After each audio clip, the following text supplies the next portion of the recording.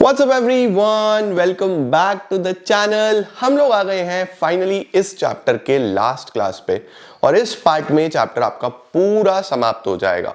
हमारे को पढ़ने हैं factors affecting capital structure, working capital, fix capital और चैप्टर समाप्त। मुझे उम्मीद है आपको पिछले 3 पार्ट्स बहुत अच्छे तरीके से समझ में आए होंगे और आप मेरे साथ साथ इन 5 दिनों में फोड़ने वाले हो।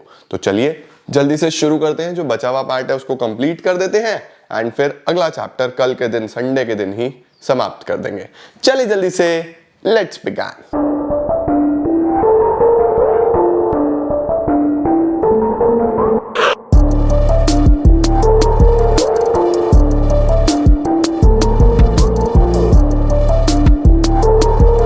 तो चलो यार शुरू करते हैं बच्चों। हमने कैपिटल स्ट्रक्चर तो पढ़ लिया, फाइनेंशियल लिवरेज भी पढ़ लिया।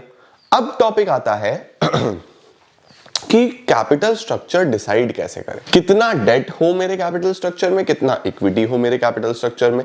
एक फैक्टर मैंने आपको पढ़ा दिया ऑलरेडी जो डेट को फेवर करता है, that is the trading on equity वाला पार्ट, फाइनेंशियल लिवरेज वाला पार्ट। अब देखो और चीजें भी हैं इसके अंदर। सबसे पहले आ रहा है द कैश फ्लो पोजीशन। ये बच्चों आप पहले भी देख चुके हो, क्योंकि देखो डेट और इक्विटी का कंपैरिजन तो हमने एक डिसीजन में भी किया था।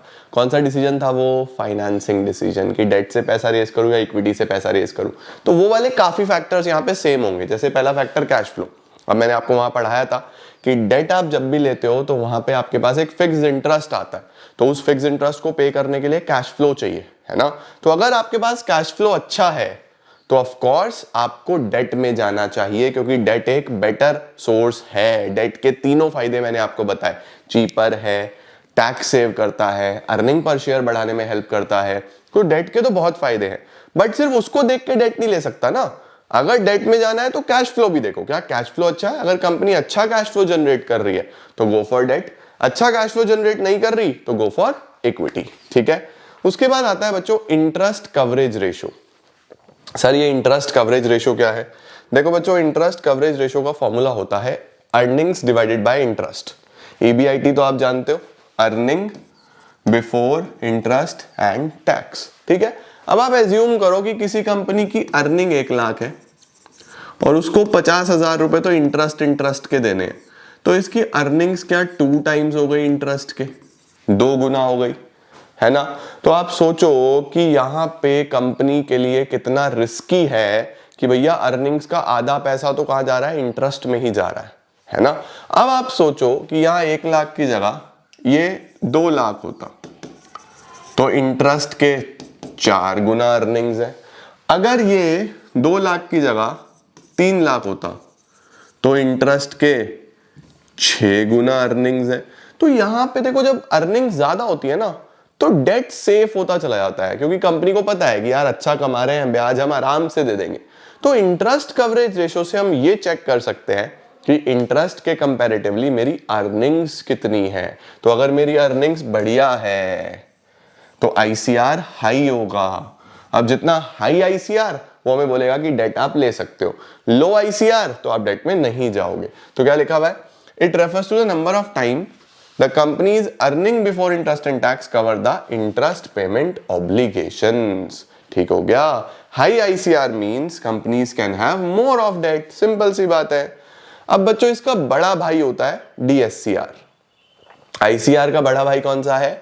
DSCR। बात एक ही है, बट DSCR ये बोलता है तुम तो सारे फाइनेंस वाले हो, फाइनेंस मैनेजमेंट पढ़ रहे हो, समझदार हो। अब एक बात बताओ, जब आप कर्जा लेते हो तो क्या आपको सिर्फ इंटरेस्ट वापस थोड़ी ना करना होता है, आपको प्रिंसिपल भी तो वापस करना है। अगर मैंने 1 लाख का कर्जा लिया तो मुझे 1 लाख प्लस ब्याज वापस करना है। तो आप सिर्फ अर्निंग को ब्याज से क्यों कंपेयर कर रहे हो? प्रिंसिपल भी तो जोड़ो। तो DSCR बेटा जी सिर्फ इंटरेस्ट ही नहीं और चीजें भी कंसीडर कर लेता है, जैसे कि प्रेफरेंस शेयर होल्डर को जो डिविडेंड देना है, क्योंकि उनको देना पड़ता है फिक्स्ड, इंटरेस्ट जो फिक्स देना है, रीपेमेंट ऑब्लिगेशन जो प्रिंसिपल पे करना है, और ऊपर अर्निंग कौन कौन सी ले ली? Profit after tax plus depreciation plus interest plus non cash expenses. ये सारी चीजें कंसीडर करके आप अभी भी बस सपोज करो कि आपकी ये सब अर्निंग्स जो बैठी वो 10 लाख की बैठी और ये सारे फिक्स्ड एक्सपेंसेस 2 लाख के बैठे, तो ये 5 टाइम्स हो गया या नहीं हो गया? अगर ये 20 लाख होता तो ये 10 टाइम्स हो जाता। तो यहां भी यही है कि जितना ज्यादा होगा अर्निंग्स उतना बेटर चांसेस हैं कि मैं डेट को आसानी से रीपे कर पाऊंगा। तो यहां भी वही लिखा हुआ है, if DSCR is high then the company can have more of debt in the capital structure. और ये DSCR एक स्टेप और आगे है ICR से। ICR सिर्फ इंटरेस्ट को कवर करता है, DSCR रिटर्न ऑन इन्वेस्टमेंट और प्रिंसिपल रीपेमेंट का भी ध्यान रखता है। ठीक है, रिटर्न ऑन इन्वेस्टमेंट नहीं, rate of interest, rate of interest as well as principal को भी कवर कर देता है। परफेक्ट है जी।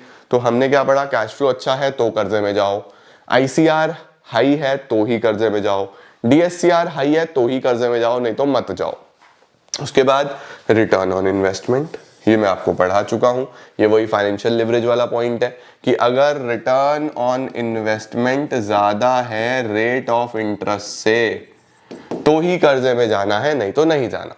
If the return on investment is more than the rate of interest, then company must prefer debt. ठीक है जी। इसके बाद आ रहा है बच्चों द कॉस्ट ऑफ डेट। आप ये चेक करो कि आप जो कर्जा ले रहे हो वो किस रेट ऑफ इंटरेस्ट से ले रहे हो। अगर वो हमें सस्ता पड़ रहा है, अगर हमें रेट ऑफ इंटरेस्ट कम पड़ रहा है तो ही हम डेट में जाएं, नहीं तो हम डेट में ना जाएं। ठीक है। Then we have cost of equity.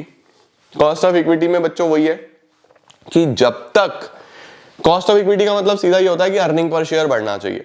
तो जब तक डेट आपका अर्निंग पर शेयर बढ़ा रहा है तो आप डेट में जाओ। अगर डेट से अर्निंग पर शेयर नहीं बढ़ रहा तो फिर डेट में नहीं जाओ, इक्विटी की तरफ जाओ। तो आपको सिंपली कॉस्ट ऑफ डेट में तो ये देखना है कि किस रेट ऑफ इंटरेस्ट से डेट मिल रहा है।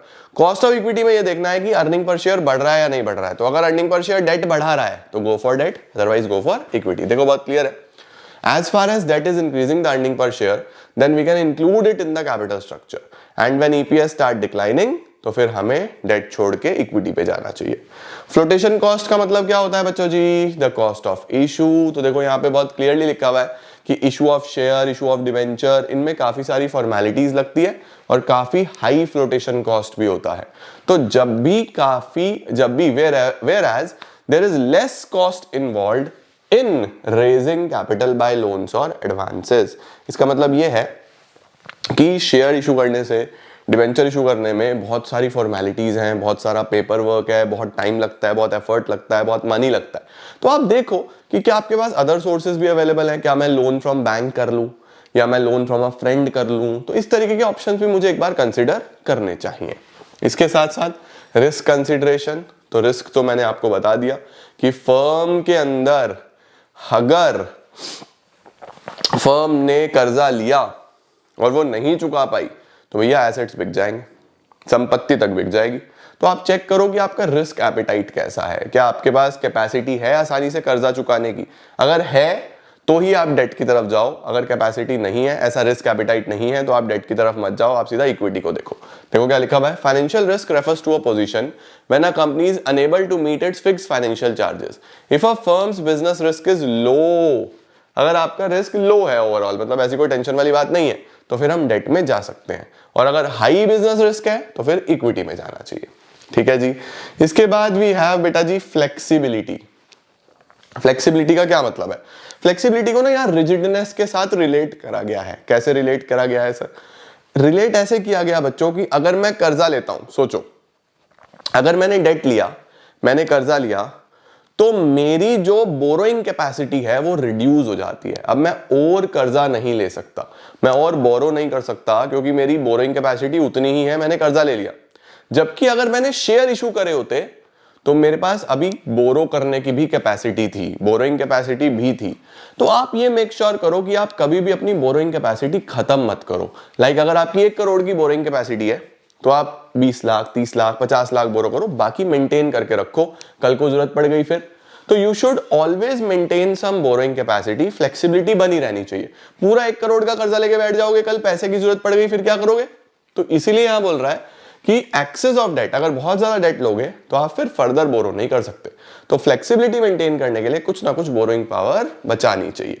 देन कंट्रोल, ये बच्चों पीछे भी आ गया था कि अगर आप पूरा कंट्रोल मेंटेन करना चाहते हो, आप चाहते हो हमारा कंट्रोल बना रहे, तो you should go for debt. अगर आपको कंट्रोल बांटने में कोई प्रॉब्लम नहीं है तो फिर you should go for equity, simple. Regulatory framework क्या बोल रहा है बच्चों? रेगुलेटरी फ्रेमवर्क बोल रहा है कि जितने भी शेयर्स और डिवेंचर्स हैं वो सब सेबी की गाइडलाइंस के हिसाब से ही इशू करे जा सकते हैं। तो आप जो भी इशू करने की सोच रहे हो, आप चाहे डिवेंचर इशू करने की सोच रहे हो, आप चाहे शेयर इशू करने की सोच रहे हो, जिस भी सोर्स से आप फंड रेज करने की सोच रहे हो, एक बार सेबी की गाइडलाइंस भी जरूर चेक करो, एक बार regulatory framework rules and regulations भी जरूर चेक करो, ताकि आपको बाद में किसी प्रकार की कोई प्रॉब्लम ना आए।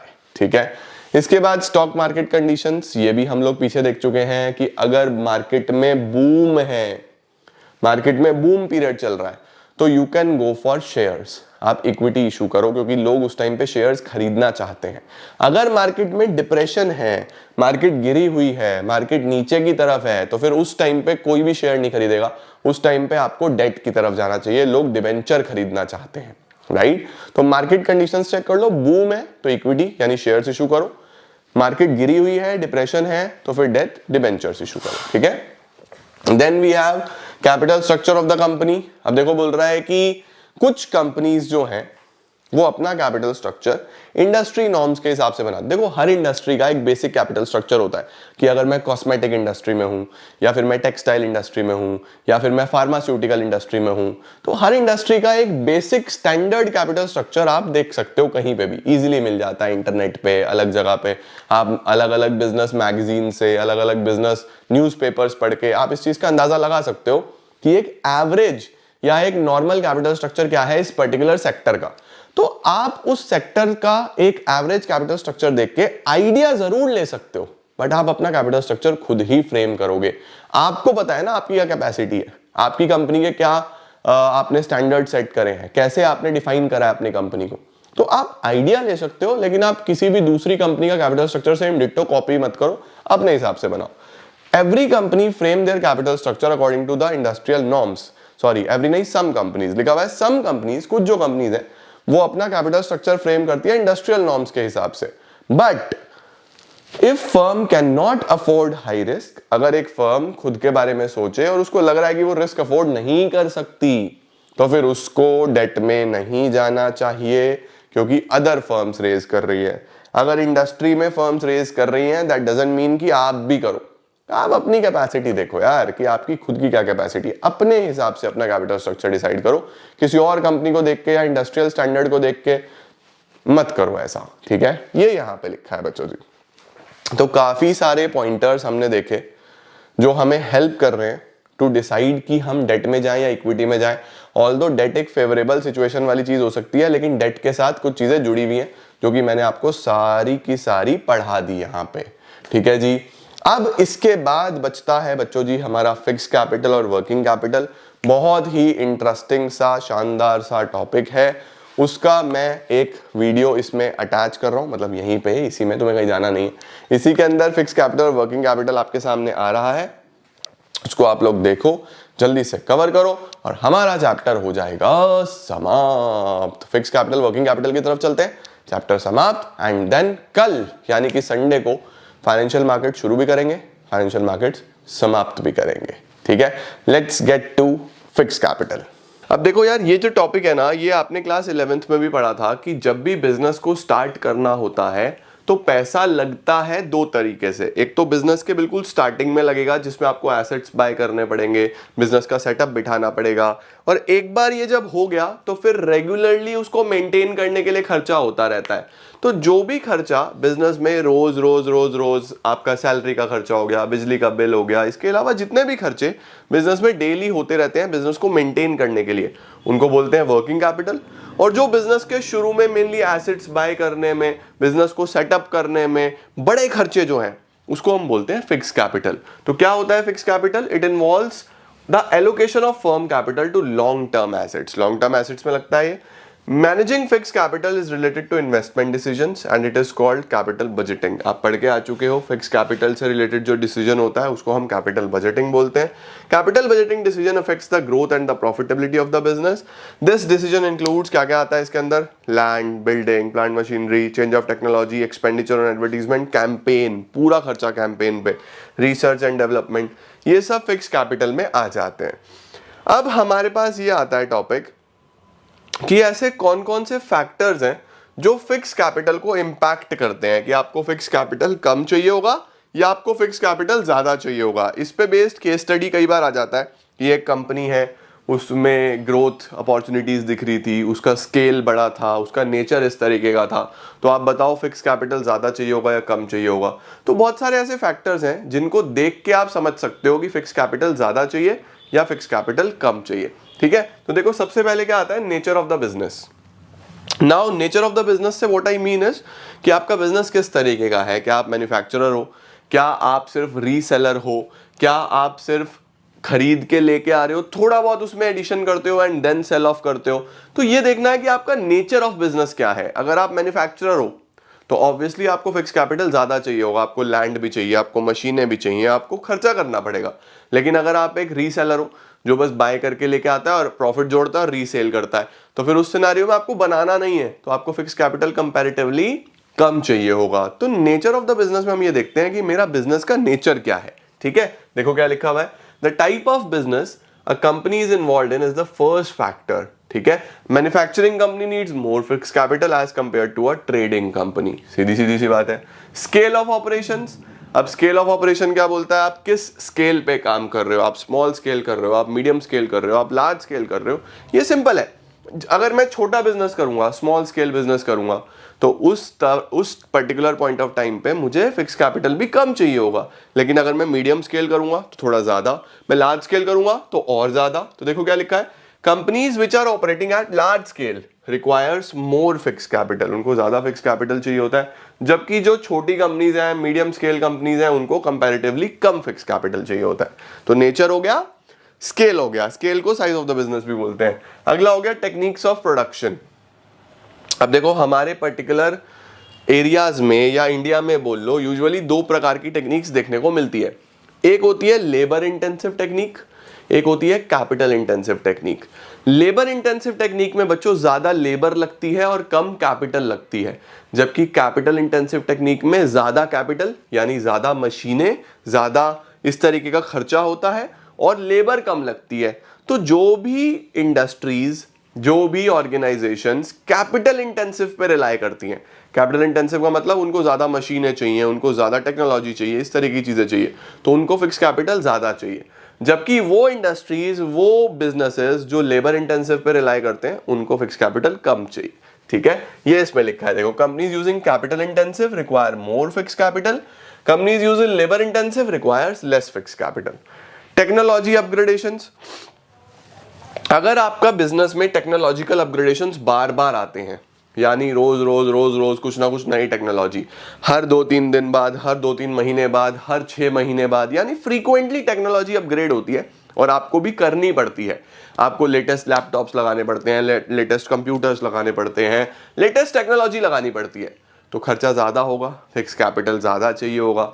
वहीं पे अगर आपका बिजनेस कुछ इस तरीके का है जहां पे टेक्नोलॉजी का काम ही नहीं है, आपने एक बार मशीन लगा दी, फैक्ट्री लगा दी, उसके बाद सालों साल चल रही है, 10 साल, 15 साल, 20 साल। शुगर केन की फैक्ट्रीज में, यूजुअली शुगर फैक्ट्रीज में ऐसा होता है, मशीन लग गई तो लग गई, बस अब चल रही है लंबे समय तक, तो वहां पे तो एक ही बार खर्चा होना है ना। जबकि जो आईटी सेक्टर होगा, जहां पे रोज नए सॉफ्टवेयर डेवलप करने हैं, रोज नई टेक्नोलॉजी आएगी, तो वहां पे तो अप टू डेट टेक्नोलॉजी चाहिए, तो वहां पे फिक्स कैपिटल ज्यादा चाहिए होगा। तो अगर टेक्नोलॉजिकल अपग्रेडेशन काफी फ्रीक्वेंट है, बार बार होता है, जल्दी जल्दी होता है, तो you need more fix capital. Whereas जिन इंडस्ट्री में फ्रीक्वेंट नहीं है टेक्नोलॉजी अपग्रेडेशन, वहां पे फिक्स कैपिटल कम चाहिए। ठीक हो गया। नेक्स्ट आता है ग्रोथ प्रोस्पेक्ट्स। ये बहुत सिंपल है, अगर आप एक्सपैंड कर रहे हो, आप ग्रोथ देख रहे हो, आप नंबर ऑफ यूनिट्स बढ़ा रहे हो, नंबर ऑफ प्रोडक्ट्स बढ़ा रहे हो, तो ऑफ कोर्स आपको फिक्स कैपिटल ज्यादा चाहिए होगा। वहीं अगर आप अभी ग्रोथ नहीं देख रहे हो, अगर अभी आप फिलहाल एक स्टेबिलिटी पोजीशन पे हो जहां पे आपका काम चल रहा है, तो वहां पे आपको बहुत ज्यादा फिक्स कैपिटल की रिक्वायरमेंट नहीं होगी। ठीक है। नेक्स्ट आता है डाइवर्सिफिकेशन। सर डाइवर्सिफिकेशन का क्या मतलब होता है? डाइवर्सिफिकेशन का मतलब होता है बच्चे, जब आप प्रोडक्ट रेंज बढ़ाते हो, जब आप एक की जगह 2 प्रोडक्ट बनाते हो, 2 की जगह 4 प्रोडक्ट बनाते हो, उसको डाइवर्सिफिकेशन बोलते हैं। ठीक है, यानी आप अपनी हॉरिजॉन्टल वे में एक्सपेंशन कर रहे हो। देखो एक्सपेंशन मेनली क्या होता है? एक्सपेंशन होता है आपका पूरा बिजनेस एक्सपेंड हो रहा है, 1 से 2 आपने बिल्डिंग्स बना ली, 2 से 4 ऑफिसेज बना लिए, आपका सब कुछ बढ़ रहा है, दिस इज एक्सपेंशन। डाइवर्सिफिकेशन होता है कि आप डाइवर्सिफाई कर रहे हो। पहले सिर्फ गारमेंट्स बनाते थे, फुटवेयर भी शुरू कर दिया, फुटवेयर के साथ साथ अब आपने कुछ किड्स वेयर भी शुरू कर दिया, तो आप डाइवर्सिफाई कर रहे हो। तो अगर डाइवर्सिफिकेशन हो रहा है तो you need more fix capital, diversification नहीं हो रहा तो you need less fix capital. देखो लिखा हुआ है companies which plans to diversify their activities requires more fix capital, क्योंकि ज्यादा प्रोडक्शन करने के लिए ज्यादा प्लांट मशीनरी चाहिए, तो ऑफ कोर्स फिक्स कैपिटल ज्यादा चाहिए होगा। उसके बाद आता है बच्चों availability of finance and leasing facility.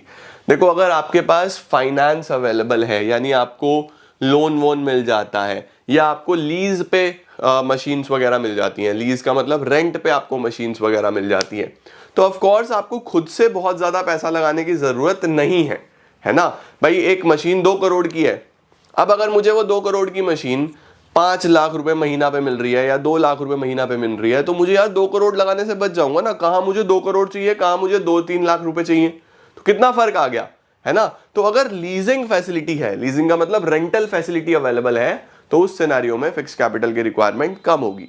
Lease नहीं है, बाय ही करनी पड़ेगी, तो फिक्स कैपिटल की रिक्वायरमेंट ऑफ कोर्स ज्यादा होगी। देखो लिखा हुआ है companies can arrange finance and leasing facilities, अगर मिल जाती है then they require less fix capital. सही है।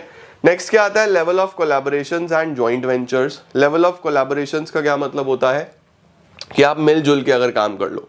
फॉर एग्जाम्पल वही वाला एग्जाम्पल लेते हैं कि एक मशीन 2 करोड़ की है, अब मैं बिजनेस करने जा रहा था, मुझे लगा यार चिंटू भी वही बिजनेस करने जा रहा है, चिंटी भी वही बिजनेस करने जा रही है, बंटी भी वही बिजनेस करने जा रहा है, तो मैंने उन तीनों को बुलाया, मैंने कहा चिंटू सुनो, चिंटी सुनो, बंटी सुनो, हम चारों मिलके ले लेते हैं यार ये मशीन, वैसे 2 करोड़ लगेंगे, अब 50-50 लाख लगेंगे। तो देखो कोलैबोरेशन से, एक जॉइंट वेंचर से, जॉइंट वेंचर का मतलब जॉइंटली बिजनेस करना, क्या हमारे सबके 1.5 करोड़ बच गए। इंडिविजुअली 2 करोड़ की मशीन पड़ती, अब 50 लाख की पड़ रही है, तो 1.5 करोड़ सबके बच रहे हैं या नहीं बच रहे हैं। तो इसी को हम लोग क्या बोलते हैं, इसी को हम लोग बोलते हैं कोलैबोरेशंस होना या जॉइंट वेंचर्स होना। तो देखो क्या लिखा है, if companies are performing collaborations, joint ventures, then companies will need less fixed capital. They can share the plant and machinery. लेकिन अगर कंपनी एक इंडिविजुअली चलना चाहती है, वो जॉइंटली किसी के साथ काम नहीं करना चाहती, तो उसको फिर ज्यादा फिक्स कैपिटल की रिक्वायरमेंट होगी।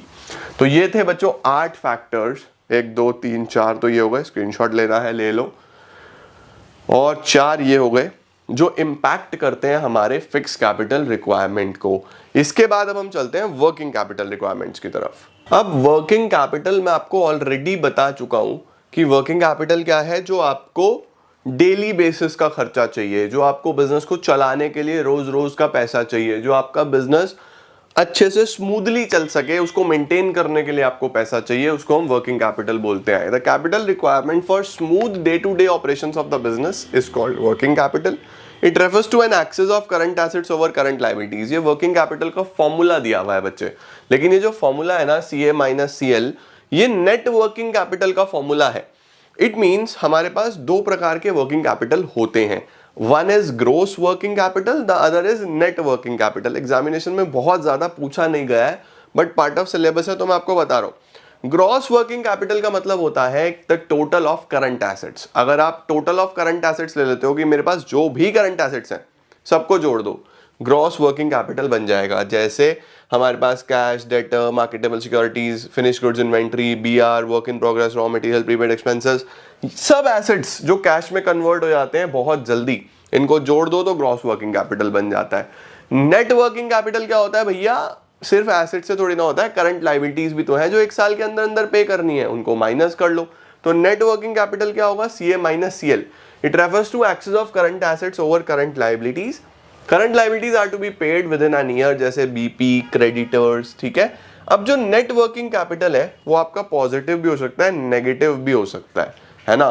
तो CA माइनस CL में अगर आपके करंट एसेट ज्यादा होंगे तो वो पॉजिटिव आ जाएगा, करंट एसेट कम होंगे तो वो नेगेटिव आ जाएगा। वर्किंग कैपिटल आपका पॉजिटिव आना एक अच्छा साइन है, नेगेटिव आने का मतलब है कि आपके पास लिक्विडिटी की कमी रहने वाली है भाई, दिक्कत में रहोगे। तो आपका जो नेट वर्किंग कैपिटल है वो पॉजिटिव रहना जरूरी है। इसका जल्दी से स्क्रीनशॉट ले लो, gross working capital, net working capital, ठीक है। अब हमारे पास बच्चों फैक्टर्स आते हैं कि किस तरीके से कौन कौन से फैक्टर्स आपके वर्किंग कैपिटल को इंपैक्ट करेंगे।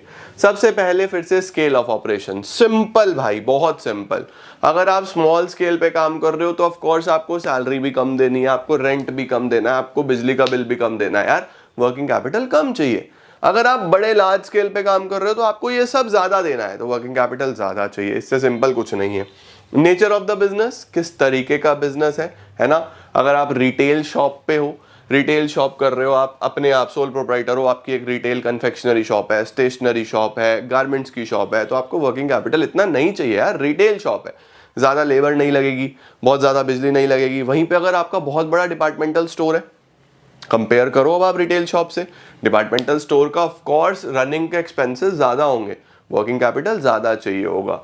तो नेचर ऑफ द बिजनेस पे बहुत डिपेंड करता है कि कितना आपका किस तरीके का बिजनेस है। अब देखो होलसेलर्स जो बल्क में डील करेंगे उनको ज्यादा चाहिए होगा वर्किंग कैपिटल, जो छोटे लेवल पे डील करेंगे उनको कम चाहिए होगा, क्योंकि होलसेलर को इन्वेंट्री कॉस्ट भी आता है। इन्वेंट्री कॉस्ट मतलब गुड्स को स्टोर करके रखेंगे बल्क में, है ना, तो स्टोरेज कॉस्ट भी आएंगे, उसके बाद वो खराब भी होगा भाई, स्पॉइलेज है, पिल्फरेज है, मल्टीपल चीजें होती हैं, उन सबके नुकसान भी होते हैं। तो वर्किंग कैपिटल ज्यादा चाहिए होता है जो बल्क में काम करेगा।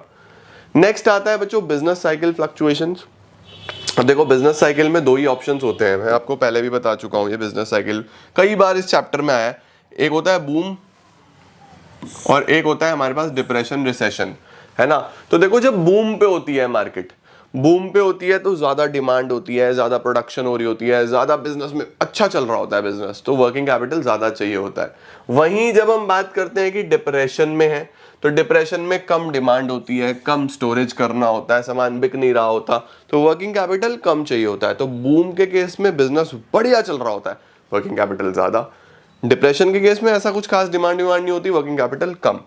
सीजनल फैक्टर्स, अब देखो अगर आप ऐसा कंपनी हो जिसका product through out the year बिकता है, मतलब कोई ऐसा प्रोडक्ट है पूरे साल बिकता है, कभी उसकी डिमांड ज्यादा नहीं होती, कभी कम नहीं होती, पूरे साल बिकता है, तो बनता रहता है, आता रहता है, बिकता रहता है, बनता रहता है, आता रहता है, बिकता रहता है, वर्किंग कैपिटल की रिक्वायरमेंट एक न्यूट्रल होती है, right.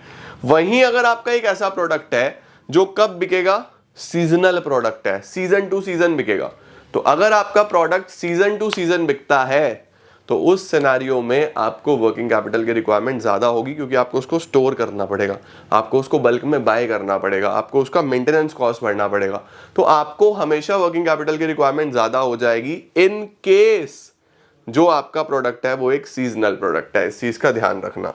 Credit allowed, credit availed, दो चीजें हैं। क्रेडिट अलाउड का मतलब आप उधार बांटते हो, क्रेडिट अवेल्ड का मतलब आपको उधार मिलता है।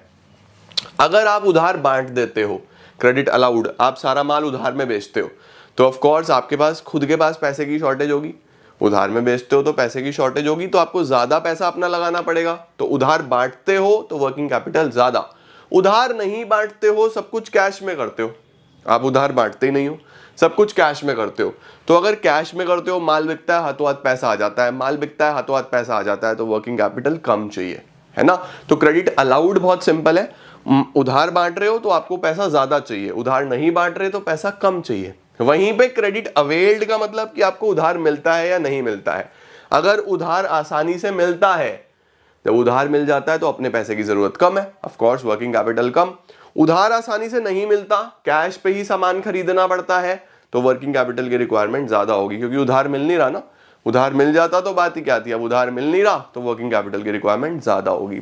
तो क्रेडिट अवेल्ड में क्या लिखा है, अगर उधार मिल जाता है वर्किंग कैपिटल कम, नहीं मिलता तो ज्यादा।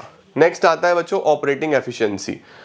ऑपरेटिंग एफिशिएंसी का मतलब होता है कि आपका बिजनेस कितना ज्यादा स्मूथ ऑपरेशंस के साथ चलता है। स्मूथ ऑपरेशंस के साथ चलने से व्हाट आई मीन इज कि वेस्टेज नहीं होता, व्हाट आई मीन इज कि नुकसान नहीं होता, व्हाट आई मीन इज कि बहुत अच्छे से चलता रहता है, किसी तरीके की कोई प्रॉब्लम नहीं आती। तो अगर आपका बिजनेस स्मूथली रन करता है, अगर आपका बिजनेस आसानी से चलता है विदाउट एनी वेस्टेज, आपकी एफिशिएंसी बहुत अच्छी है, तो वर्किंग कैपिटल कम चाहिए होगा, क्योंकि वेस्टेज नहीं होगा ना।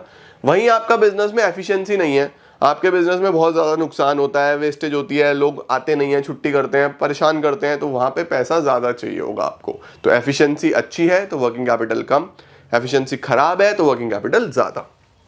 नेक्स्ट आता है अवेलेबिलिटी ऑफ रॉ मटेरियल। क्या रॉ मटेरियल इजीली अवेलेबल हो जाता है? अगर रॉ मटेरियल इजीली अवेलेबल हो जाता है तो फिर आपको बल्क में खरीदने की जरूरत नहीं है, आप आसानी से उसको जब जरूरत हो खरीद के ला सकते हो, कम क्वांटिटी में भी। बट अगर आपका कोई ऐसा प्रोडक्ट है जिसका रॉ मटेरियल इजीली अवेलेबल नहीं है, तो अगर कोई ऐसा प्रोडक्ट है जिसका रॉ मटेरियल इजीली अवेलेबल नहीं है, तो उसके अंदर आपको वर्किंग कैपिटल हमेशा ज्यादा चाहिए होगा, क्योंकि आपको खरीद के लाना पड़ेगा बल्क में। वहीं अगर कोई ऐसा प्रोडक्ट है जिसका रॉ मटेरियल इजीली अवेलेबल है, तो धीरे धीरे लाते रहो, बेचते रहो, लाते रहो, बेचते रहो, वर्किंग कैपिटल कम। ठीक है, नेक्स्ट आता है लेवल ऑफ कंपटीशन। अगर बच्चों कंपटीशन बहुत ज्यादा है तो आप अपनी दुकान पे कभी भी शॉर्टेज नहीं कर सकते सामान की। सपोज 3 दुकानें हैं, पहले मेरी, फिर चिंटू की, फिर बंटी की, 3 दुकानें हमारी आसपास हैं। ठीक है, अब बहुत कंपटीशन है हम तीनों में। मेरे पास अगर सामान नहीं हुआ तो कस्टमर चिंटू की दुकान पे चला जाएगा, चिंटू के पास भी नहीं हुआ तो बंटी के पास चला जाएगा, फिर वहीं आएगा बार बार। तो हम चाहते हैं हमारे पास से कस्टमर कभी ना जाए, मेरा कस्टमर मेरे पास रहे। उस सिनेरियो में मुझे स्टॉक मेंटेन रखना पड़ेगा, भर के रखनी पड़ेगी दुकान, तो वर्किंग कैपिटल ज्यादा चाहिए होगा। कंपटीशन नहीं है, मोनोपोली है, मैं जो सामान बेचता हूं बस अकेली मेरी दुकान है और किसी की दुकान ही नहीं है। अब क्या होगा, अब मुझे कोई टेंशन नहीं है भाई, नहीं भी है ना मेरे पास, मैं कस्टमर को कहूंगा भैया परसों आ जाइयो, परसों मिलेगा, तो मुझे फालतू स्टॉक मेंटेन करने की जरूरत ही नहीं है, वर्किंग कैपिटल कम। तो कंपटीशन में हमेशा वर्किंग कैपिटल ज्यादा, क्योंकि माल भर के रखना पड़ेगा। जब कंपटीशन नहीं है तो वर्किंग कैपिटल कम। ठीक है, इन्फ्लेशन बहुत सिंपल है, इन्फ्लेशन का मतलब महंगाई हो रही है, खर्चे बढ़ रहे हैं, तो वर्किंग कैपिटल ज्यादा चाहिए होगा। इन्फ्लेशन नहीं है, नॉर्मल चल रहा है सब, तो वर्किंग कैपिटल कंपैरेटिवली कम चाहिए होगा। ग्रोथ प्रोस्पेक्ट्स, अगर आप ग्रोथ देख रहे हो तो वर्किंग कैपिटल ज्यादा चाहिए यार। देखो ग्रोथ का तो सीधा सीधा रिलेशन है फिक्स कैपिटल के साथ भी, वर्किंग कैपिटल के साथ भी। ग्रो करोगे तो खर्चे बढ़ेंगे ना यार, वर्किंग कैपिटल भी ज्यादा, फिक्स कैपिटल भी ज्यादा। ग्रोथ नहीं देख रहे हो, स्टेबिलिटी पे हो, तो उतना ही जिस पे काम चल रहा है। Technology and production cycle. अब देखो प्रोडक्शन साइकिल का क्या मतलब होता है। प्रोडक्शन साइकिल का मतलब होता है बेटा कि सामान को प्रोड्यूस करने में कितना खर्चा आएगा, स्टार्टिंग फ्रॉम रॉ मटेरियल खरीदा, work in progress, finish goods, है ना। तो ये साइकिल कितनी बड़ी है, जितनी बड़ी साइकिल होगी उतने लोग इन्वॉल्व होंगे, जितनी छोटी साइकिल होगी उतने कम लोग इन्वॉल्व होंगे। देखो अगर मैं बोलूं कि भैया चीनी बनानी है, तो पहले शुगर केन ग्रो होगा, फिर उसकी कटिंग होगी, क्लीनिंग होगी, जूस निकलेगा, शुगर केन जूस के बाद फिर चीनी बनेगी, फिर उसके अंदर उसकी भी सफाई होती है, अलग अलग quality, brown sugar, white sugar, उसके बाद अलग अलग ग्रेडिंग होती है, ये अच्छी है, ये है, फिर पैकिंग होगी। तो प्रोडक्शन साइकिल काफी बड़ा है चीनी का, राइट। इसी तरीके से किसी प्रोडक्ट का प्रोडक्शन साइकिल बहुत बड़ा होता है, किसी का प्रोडक्शन साइकिल बहुत छोटा होता है। तो जिसका प्रोडक्शन साइकिल बड़ा है, प्रोडक्शन साइकिल का मतलब कितने स्टेजेस आ रहे हैं उसको प्रोडक्शन करने में, वो अगर ज्यादा है तो ज्यादा लोग चाहिए, तो पैसा भी ज्यादा चाहिए। छोटा सा प्रोडक्शन साइकिल है कि भैया एक आधे स्टेप में बन जाता है, बस फटाफट आओ रेडी करो हो गया, छोटा सा प्रोडक्शन साइकिल है तो वर्किंग कैपिटल कम चाहिए। तो प्रोडक्शन साइकिल अगर बड़ा है वर्किंग कैपिटल ज्यादा, प्रोडक्शन साइकिल छोटा है वर्किंग कैपिटल कम। ठीक है, देखो लिखा हुआ है it is long then more working capital will be required. It is long का मतलब प्रोडक्शन साइकिल अगर बड़ा है तो ज्यादा वर्किंग कैपिटल चाहिए, because it will take a long time in converting the raw material into finish goods. वहीं अगर छोटा सा है तो वर्किंग कैपिटल कम चाहिए। आई होप आपको वर्किंग कैपिटल के भी सारे पॉइंट समझ में आते हैं। फिक्स कैपिटल पढ़ा, वर्किंग कैपिटल पढ़ा, इसी के साथ लेडीज एंड जेंटलमैन हमारा पूरा का पूरा चैप्टर समाप्त हो जाता है। तो मुझे उम्मीद है बेटा जी कि आप लोग को पूरा ही चैप्टर समझ में आ गया होगा बहुत अच्छे तरीके से, एंड आपने बढ़िया तरीके से इसको पढ़ भी लिया है। अब कल की क्लास से पहले, कल शाम से ही क्लासेस आनी शुरू होंगी, शाम को 5 बजे से आएंगी, 5 बजे, 6 बजे, 8 बजे। उससे पहले एक बार ये पूरा चैप्टर रिवाइज कर लेना। 2 दिन में हमने समझा है, 1 दिन और लगा लो कल का, सुबह से लेके बैठ जाना और शाम तक पूरा याद कर लेना। ये कर लिया। कंज्यूमर प्रोटेक्शन भी मैं ऑलरेडी करा चुका हूं, वो भी एक बार साथ साथ ही निपटा लो। 2 चैप्टर तुम्हारे डन हो गए, 15 नंबर का काम हो गया। 15 नंबर और बचा, अगले 2-3 दिन में मैं वो भी करा दूंगा तुम्हारे दोनों चैप्टर, मार्केटिंग और फाइनेंशियल मार्केट्स समाप्त। बिजनेस स्टडीज को साइड में रख देंगे। इसके बाद मैक्रो खत्म कराऊंगा फटाफट अच्छे तरीके से, बढ़िया तरीके से। फिर लास्ट हमारा क्या बचेगा, इंडियन इको 1-2 चैप्टर्स और डिबेंचर्स और एनालिसिस, सब हमारा बढ़िया तरीके से इसी मंथ में कंप्लीट कर लेंगे। Alright, thank you so much guys for joining in. I am gonna see you all super soon. Till then see ya, take care, bye bye, keep growing, keep glowing and keep smiling.